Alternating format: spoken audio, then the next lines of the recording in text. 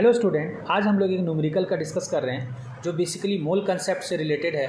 इसमें हम लोग का क्या निकालना है, देखिए calculate the number of oxygen atom present in 120 gram of nitric acid.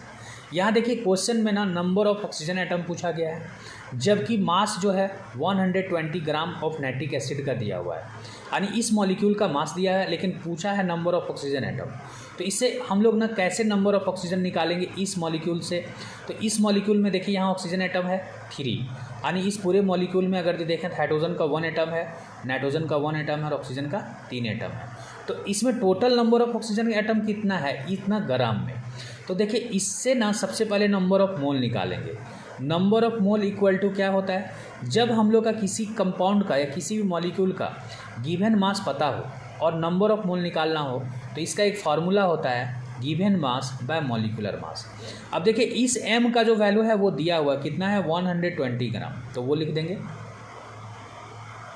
और मॉलिक्यूलर मास जो है नाइट्रिक एसिड का हम लोग निकालेंगे। देखिए हाइड्रोजन का मॉलिक्यूलर मोल एटॉमिक मास 1 होता है, नाइट्रोजन का एटॉमिक मास 14 होता है और ऑक्सीजन चूँकि 3 एटम है तो इसका एटॉमिक मास 3 × 16 हो जाएगा। एक ऑक्सीजन एटम का मास जो होता है 16 होता है, तो 3 एटम है तो 3 × 16। दैट मीन्स यहाँ पर जो इसका वैल्यू जो हो जाएगा 1 + 14 + 16 3 = 48। दैट मीन्स ये हम लोग का टोटल ऐड करेंगे 8 4 12 12 1 13 कैरी 1 4 1 5 5 4 1 6 63 यूनिफाइड मास आ जाएगा। अब यहाँ पर फिर हम लोग नंबर ऑफ मोल निकालते हैं। Number of mole equal to क्या हो जाएगा, गिवन मास तो हम लोग को पता है 120 और मॉलिक्यूलर मास हम लोग का 63। तो ये जो है ना नंबर ऑफ मोल हम लोग का निकल गया। अब इसका मीनिंग क्या हुआ कि 120/63 हम लोग का मोल जो है सो पूरा HN वो 3 है। दैट मीन्स क्या हुआ कि ये जो मल्टीपल होगा सभी से 120/63 मोल H भी हो जाएगा, 120/63 मोल नाइट्रोजन भी हो जाएगा और 120/63 हमारा मोल जो है वो 3 भी हो जाएगा। चूँकि यह नंबर ऑफ हम लोग का 3 एटम है तो ये 3 हम लोग है इससे मल्टीपल हो जाएगा, यानी 3 × 120/63 मोल जो है ऑक्सीजन एटम हो जाएगा। दैट मीन्स नंबर ऑफ मोल जो है ना ऑक्सीजन एटम का हम लोग का निकल चुका है। ऑक्सीजन एटम का नंबर ऑफ मोल निकल चुका है। यहाँ पर इसको कैंसिल करते हैं 3 2 जस्ट। दैट मीन्स ये फाइनली जो है हम लोग का 120/21 मोल ऑक्सीजन एटम आ गया। अब देखिए यहाँ पर ना ऑक्सीजन एटम का नंबर ऑफ मोल पता हो गया। अब हम लोग क्या करेंगे, नंबर ऑफ मोल जो है फिर से लिखेंगे और पार्टिकल का नंबर ऑफ, जब देखिए किसी भी यहाँ पर क्या होता है कि और फार्मूला होता है कि नंबर ऑफ मोल अगर निकालना हो जबकि किसी भी एटम का पार्टिकल या मॉलिक्यूल का नंबर ऑफ पार्टिकल्स दिया गया है तो एक फार्मूला होता है number of particle by Avogadro number.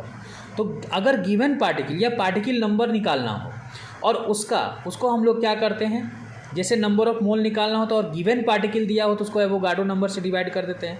यहाँ क्वेश्चन में हम लोग का नंबर ऑफ मोल जो पता हो गया, अब ये पार्टिकल्स नंबर निकालना है और एवोगाड्रो नंबर से उसको डिवाइड कर देंगे। तो यही फार्मूला से हम लोग क्या करेंगे, number of particle and number of atom भी निकाल लेंगे।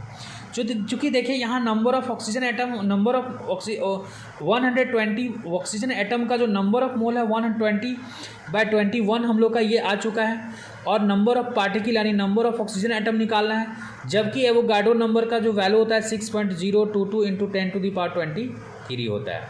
तो ये जो नंबर है यानी एवोगाड्रो, ये n का वैल्यू यानी नंबर ऑफ ऑक्सीजन एटम का निकाल रहे हैं, तो n का जो वैल्यू है वो क्या हो जाएगा 120/21 × 6.022 × 10⁻23 होगा।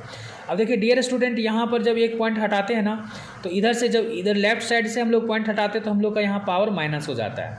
तो फाइनली इसका जो वैल्यू होगा 120 × 6022/21 × 10⁻20 हो जाएगा। अब इसका जो वैल्यू है वो क्या होता है 34411 आता है इंटू 10⁻20 आएगा। अब देखिए इधर से जब लेफ़्ट साइड से पॉइंट यहाँ लगाएंगे ना तो ये हम लोग का पावर 4 हो जाएगा। दैट मीन्स इसका जो वैल्यू हो जाएगा वो हम लोग का क्या आ जाएगा 3.44 × 10⁻24 आ जाएगा।